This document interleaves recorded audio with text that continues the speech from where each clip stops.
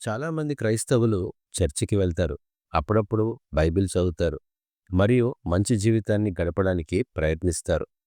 పరిపక్వత లేని క్రైస్తవులు తమ ఊహల్లో నుండి వచ్చిన సంగతులు పరిశుద్ధాత్మ చెప్పే సంగతులుగా అనుకుంటారు. తమ ఆలోచనల్లో ఏముంటాయో అవి మంచివైతే పరిశుద్ధాత్మ నడిపింపని, లేదంటే కాదని భావించి పొరపాటు పడుతూ ఉంటారు. అయితే పరిశుద్ధాత్మతో నిండిన క్రైస్తవులు ప్రత్యేకమైన క్రైస్తవ జీవన శైలిలో నుండి పొందే శక్తిని కలిగి ఉంటారు. ఈ విషయంలో జాగ్రత్త కలిగి ఉండాలి. సరైన పరిశుద్ధాత్మతో నిండిన జీవన శైలిని పాటించేవారుగా ఉండాలి. అప్పుడే ఇవన్నీ సాధ్యం. అంటే పరిశుద్ధాత్మతో నిండిన విశ్వాసులు భిన్నంగా జీవిస్తారు. వారిలో పరిశుద్ధాత్మ శక్తి అగ్నిలా పనిచేస్తుంది. పరిశుద్ధాత్మతో నిండిన క్రైస్తవులు వేరుగా ఉంటారు. ప్రతిరోజు ఈ పరిశుద్ధాత్మ శక్తిని ఆహ్వానించే 7 అలవాట్లు కలిగి ఉండేలా నేర్చుకుందాం.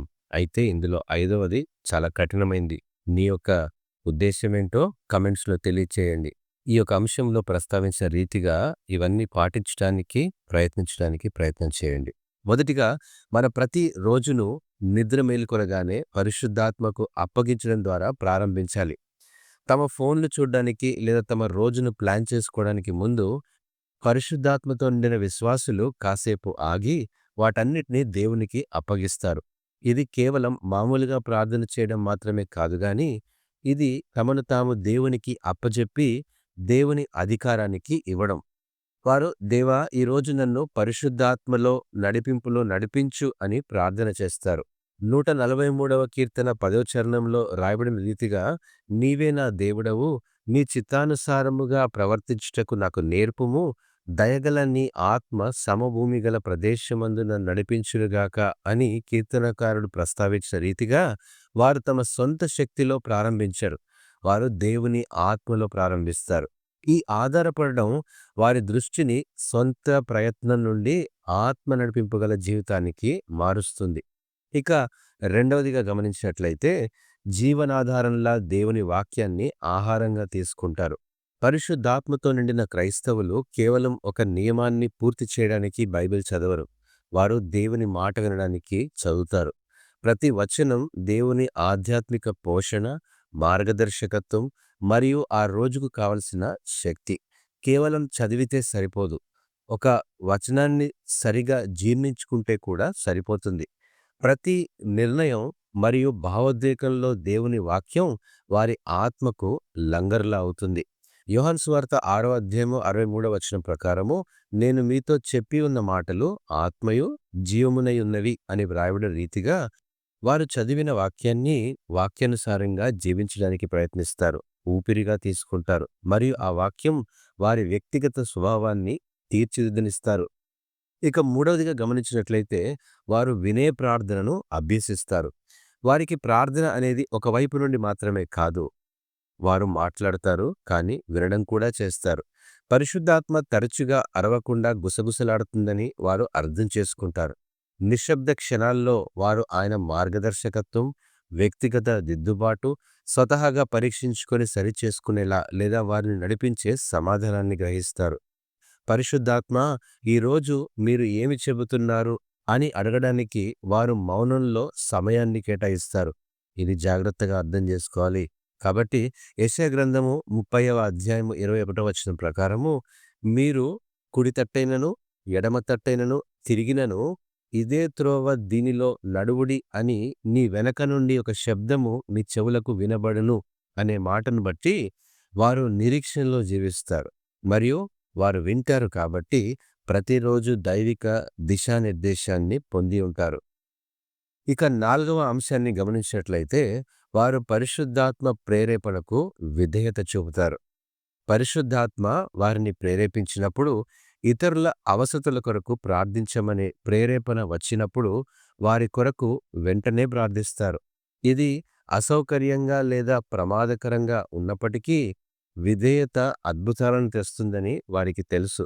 ఆలస్యమైన విధేయత కూడా అవిధేయతే అని కూడా వారు అర్థం చేసుకోగలుగుతారు. అపోస్తల కార్యములు 8వ అధ్యాయంలో మనం గమనించినట్లు ఒక ప్రత్యేకమైనటువంటి దారికి వెళ్ళమని పరిశుద్ధాత్మ ఫిలిప్పుకు చెప్పినప్పుడు ఆ యొక్క విధేయత ద్వారా ఐథియోపియా అధికారి రక్షణకు దారితీసింది. కాబట్టి పరిశుద్ధాత్మతో నిండినటువంటి విశ్వాసులు తమ సౌలభ్యం ద్వారా కాకుండా విశ్వాసం ద్వారా జీవిస్తారు. దేవుడు కదలమన్నప్పుడు వారు కదులుతారు, వెళ్ళమన్నప్పుడే వెళ్తారు, చేయమన్నదే చేస్తారు. ఇక ఐదవది ప్రాముఖ్యమైనది గమనించండి. వారు తమ స్థితిని కఠినంగా మార్చుకుంటారు. పరిశుద్ధాత్మతో నిండినటువంటి విశ్వాసులు తాము చూసేవాటిని, వినేవాటిని మరియు ఎవరితో సహవాసం చేస్తారో ఆ విషయంలో జాగ్రత్త కలిగి ఉంటారు. వారు చట్టబద్ధంగా ఉన్నారని కాదు, కానీ లోపల ఉన్న ఆత్మ జ్వాలను కాపాడుకుంటారు.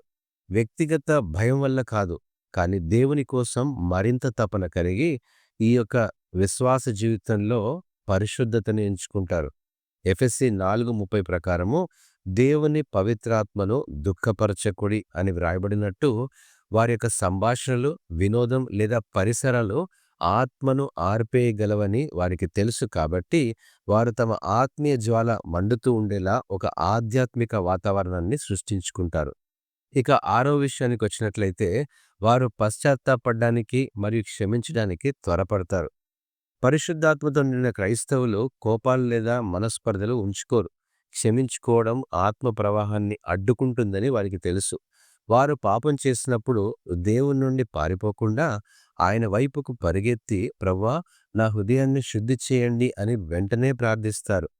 ఇక్కడ కీర్తనకారుడు ప్రార్థించినట్టు 51వ కీర్తన 11వ చరణంలో, నీ సన్నిధిలో నుండి నన్ను త్రోసివేయకము, నీ పరిశుద్ధాత్మను నా యొద్ద నుండి తీసివేయకము అని వ్రాయబడిన రీతిగా వారు తమ వ్యక్తిగత అహంకారం కంటే దేవునిలో ఉన్నటువంటి సాన్నిధ్యాన్ని ఎక్కువగా విలువైనదానిగా భావిస్తారు. క్షమించడం వారి ఆత్మకు తేలికగా, వారి హృదయాన్ని పరిశుద్ధంగా మరియు దేవునితో వారి సహవాసాన్ని విచ్ఛిన్నం కాకుండా ఉంచుతుందని నేర్చుకుంటానికి ప్రయత్నం చేస్తారు, పాటిస్తారు. ఇక చివరిగా వారు నిత్యత్వం యొక్క ఆవశ్యకతతో జీవిస్తారు. పరిశుద్ధాత్మతో నిండిన విశ్వాసులు నిత్యత్వం నిజమని భావిస్తారు. ఎందుకంటే అది నిజమే. సమయం తక్కువని, దేవుని రాజ్యం సమీపంలో ఉందని, రక్షణను నిర్లక్ష్యం చేయవద్దని, ఎత్తబడకపోతే విశ్వాసం, నిరీక్షణ, రక్షణ వ్యర్థమవుతుందని గ్రహిస్తారు. వారు ధైర్యంగా క్రీస్తు సువార్తను ప్రకటిస్తారు. ఉద్వేగంతో సేవ చేస్తారు మరియు ఒక నిర్దేశమైన ఉద్దేశపూర్వకంగా జీవిస్తారు. వారు ప్రతిరోజును ఒక అవకాశంగా గ్రహిస్తారు, వృధా చేయరు. వాటిని నిత్యత్వం కోసం దగ్గరగా ప్రయత్నిస్తున్నామని పరితపిస్తూ ఉంటారు. రోమిలకు రాసిన పత్రిక 12:11 ప్రకారము ఆసక్తి విషయంలో మాంద్యులు కాక ఆత్మయందు తీవ్రత గలవారై ప్రభువును సేవించుడి అని వ్రాయబడినట్టు వారు దేవుడు తమకు అప్పజెప్పినటువంటి పరిచర్యను తమ ఆత్మలయందు తీవ్రమైన ఆసక్తితో జరిగించే అగ్నిలా దేవుని కొరకు రగిలిపోతూ ఉంటారు. ఎంతవరకు అంటారు? ఓపిక ఉన్నంత వరకు కాదు, ఊపిరి ఉన్నంత వరకు.